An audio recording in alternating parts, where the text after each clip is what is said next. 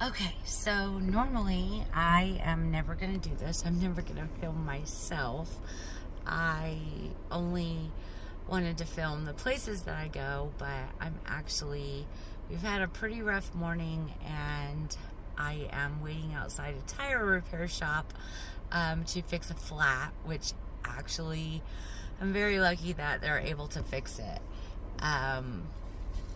So I'm still in Saratoga, Wyoming. This is the trip that started in Texarkana, and then we went to Cloudcroft, New Mexico, which I don't have a video of. We actually only stayed there for like 2 nights, and it was our first stop after a super, super long day. So I didn't even get to explore it very much. It was a super awesome town, though. I would love to check it out sometime. Like, everybody there was so nice. I mean, from like the gas station workers to just every single store owner we met. We walked in there looking and likely smelling like we had been camping, which we had, and they just treated us like old friends everywhere we went. It was just a super cute little town. So I started this trip in order to beat the Texas heat, and 2026, this was the absolutely worst year to do this.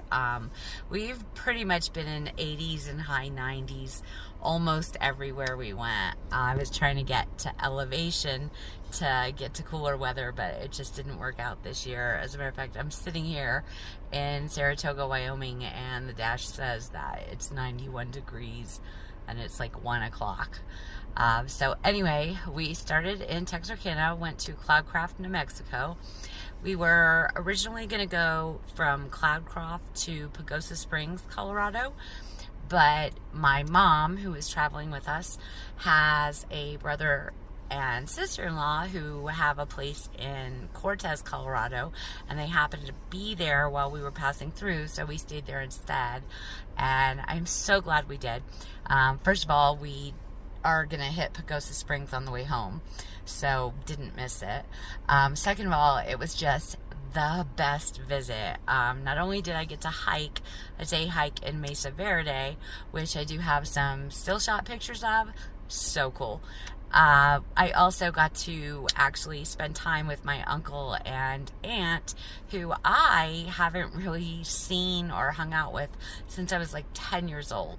So it was just really, really awesome to kind of hang out with them, get to know them as an adult, and they are just the sweetest people I've ever met in my life. Both of them loved that visit. So from Cortez, we went to Bryce Canyon in Utah. Mind-blowing. You can see the video of that one. That was a really good stop. I think we were there for 3 or 4 days. And then from there, where did we go from there? We went to, hold on, I think the gas station attendant is coming over here. Okay, sorry, false alarm. Okay, so from Cortez, Colorado, we went to Bryce Canyon, and then from Bryce Canyon, we went to, I think we stayed in Butte, Montana, just outside of Butte, in the Beaverhead Deer Lodge National Forest. Montana has been my bucket list state since I can remember, and it was everything I wanted it to be. We found just this awesome dispersed camping that was in the middle of these awesome pines, had room for the dogs to run around. It was really great. And then from there, we went to my absolute favorite destination, which was Glacier National Park. I also have videos up of that. The first night that we pulled in up there, it was actually pretty late, and we had to stay right off of Hungry Horse Reservoir, which I love the name of. Reminds me of that game Hungry Hippos from when we were little, but we stayed there. Montana has a little different camping than we're used to. There, it's like these dirt roads with just the slightest little pull off is the camping areas. They do have like fire rings there, but you're literally right on the road. That freaked me out at first. I'm not used to being that exposed to other vehicles and campers, but it worked for one night. And we also saw our very first bear as we were trying to find that spot. I was so excited, and it was a bit far away, but I'm pretty sure that it was a grizzly, and it was a very decent sized one. And then the next morning when we woke up, we actually did find really awesome dispersed camping about 2 or 3 miles outside of the West Glacier Gate. It was a place called Ryan's Road, and I've got some amazing shots from that campsite. We were surrounded by daisies, the most beautiful sunset that I've ever seen. And there were mountains to one side of us, and every night right around sunset, which by the way was about 9:30 or 10 o'clock, which I'm not used to being this far north, I finally understand what the golden hour is, because there were these pine-covered mountains across from the campsite, and every night they would just absolutely turn gold for like an hour before we went to bed. So it was a really great spot. You'll get to see a lot of video from Glacier, so I won't talk too much more about it, except to say that Montana is absolutely filled with huckleberry everything. I probably won't even remember everything that I ate that was huckleberry, but it started with huckleberry ice cream. And then one morning we went to a bakery in the park that had huckleberry cinnamon rolls. We even had something called a glacier dog, which I normally wouldn't even order, but I had to because I was there. And it had huckleberry mustard on it. Sounds gross. Amazing. Delicious. We also went to this really awesome cafe right in between the park and our campsite that had every kind of huckleberry pie you could imagine. I did the huckleberry peach, and it was awesome. And then I think the last thing we did with huckleberry was the huckleberry honey that we brought to bring home with us. I've already tried it in tea. It's so great. Never knew I would love those so much. So then after Glacier, we went to Yellowstone. Oh my God, you'll see the videos. Spent so much time there. Saw a moose, which was huge bucket list item for Yellowstone. Saw another bear. Did not get video of it again. It was a juvenile, I think, because it was quite small, but there was no mom around, and I think it was a little bit bigger than a baby. But it was just sitting on the side of the road in Yellowstone, doing bear things, not minding every car pulled over to look at it, which, by the way, is one thing I don't know if I got to mention in the video. I loved the part of Yellowstone where if you're driving on the road and you see like 5 to 20 cars pulled over just right on the side of the road, creating a traffic jam. The first time you see it, it'll probably annoy you. After that, you were so excited because that means there is an animal sighting on the side of the road. We got to see a lot of animals that way. Really beautiful elk with just huge antlers. A sea otter, and then so many bison, and a couple other things, but I think I mentioned most of those in the video. I only started making this car video right now, A, to kind of introduce myself, and then B, because I'm, like I said, waiting for the tire repair shop, and I wanted to explain a few things. If you hear me making comments about my mom, this is really hard to talk about. I don't tell people this, but I don't want anyone who sees this, especially anyone from her side of my family, to think that I am, well, a bitch about her. It's hard to explain. I think I was about 40 when I finally realized that she has a mental, I don't want to say illness. She's not fully functioning mentally. And, growing up, that's just what I knew as my mom. But even at a much, much younger age, I realized that there was something a little bit different about her. But I don't want to go into it too much. I just wanted to explain that if I'm talking about her in the videos, or if I seem just really, really annoyed, I'm not a mean person. I've dealt with her in my life for over 50 years, and everybody has their limits. And 24/7 in a car. We've been on the road, I think today is the 20th, so like exactly a month.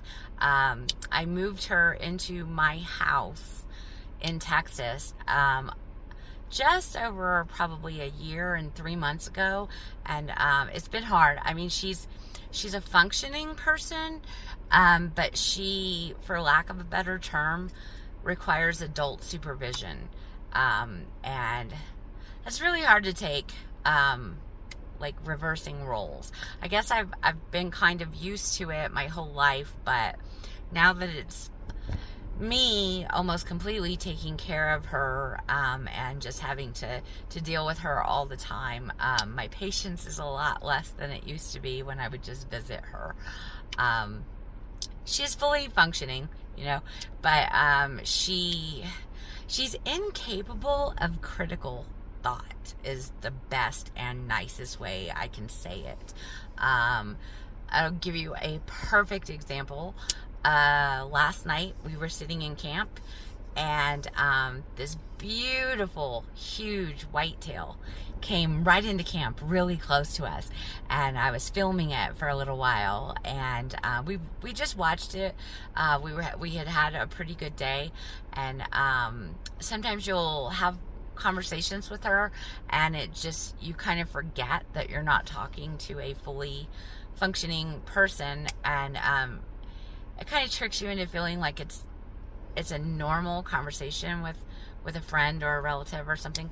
But then after I stopped filming, she talked about how big the deer's tail was, and then proceeded to ask me if I knew at what age do they dock deer's tails. And gosh, that one got me.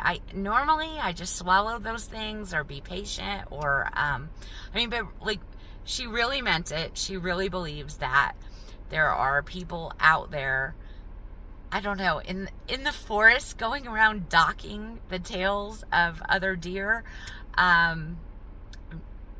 It's hard to deal with that on a daily. It makes for a funny one-liner story if you're just kind of tossing it out there, but I deal with that with her on a daily basis. And it's not funny, and I try not to be mean specifically to her because she easily gets her feelings hurt. When we were in Valley of Fire last year, I could not convince her that the mountains with all the different shapes weren't sculpted by somebody. Everything is they. Like, she wonders how long it took them to sculpt those mountains, and or put rocks on top of spires, and it's a lot. It is a lot, and I just really wanted anyone who watches these to understand that about her. I'm not making fun of her. I am impatient a lot. I try my best. It's just hard.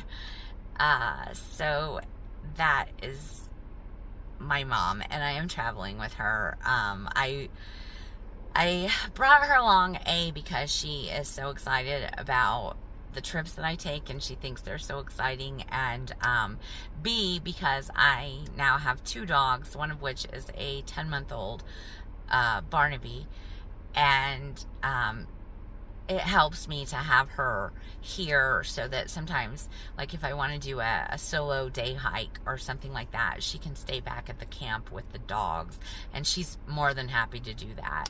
She's more than happy to just be out, and so it kind of works out like that, but it's a lot to deal with, and I feel like I've talked about her too much. I just want to pivot really quick to me and these trips, and this probably will be one of the very last videos where I'm filming myself.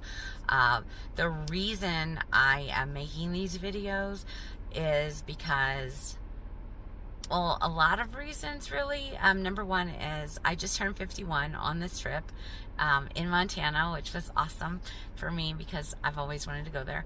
But I got into hiking and backpacking a couple years ago.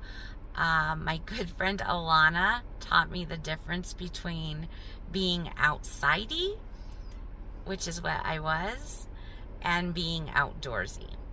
And I'm kind of pausing here because we have another tire shop worker. I'm trying to make sure they're not walking up and I look like a crazy person filming myself in the car. But anyway, so my friend Alana, I met in a book club, and we became friends, and we constantly exchanged books to read. And she was into backpacking and camping and stuff like that, which was just never really my thing. But she lent me this book by the Barefoot Sisters, and highly recommend reading it, by the way. The first one that I read was, I think it was called Southbound. I will have to make sure. But anyway, they chronicled their southbound journey on the Appalachian Trail. And I am the kind of person who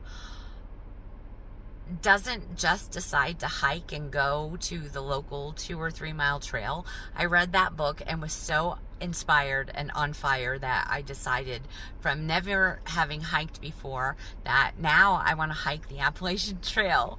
And so anyway, I asked Alana if she would take me backpacking, and she did, and I've been in love ever since.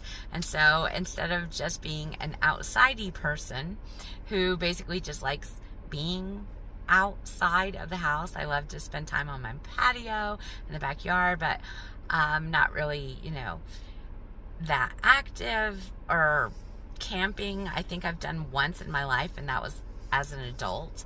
I have graduated anyway to being very outdoorsy because I prefer being out in the woods to being in my own house. And I've made a lot of great friends that way. And I've met so many awesome people this way as well. So anyway, that's kind of what got me started on these trips. I retired kind of early at 45. So it's very hard for me to find people my age who have the luxury of time that I have. So it's kind of do things solo or don't do them, or wait for people to take vacation, which generally they want to spend with their families.